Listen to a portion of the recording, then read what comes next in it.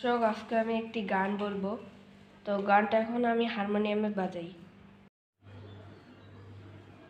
তো দর্শক, আজকে আমি একটি গান গাইবো। গানটির নাম চাঁদা শুধু উড়োই পারে। এখন আমি মাইকটা এখানে রাখছি।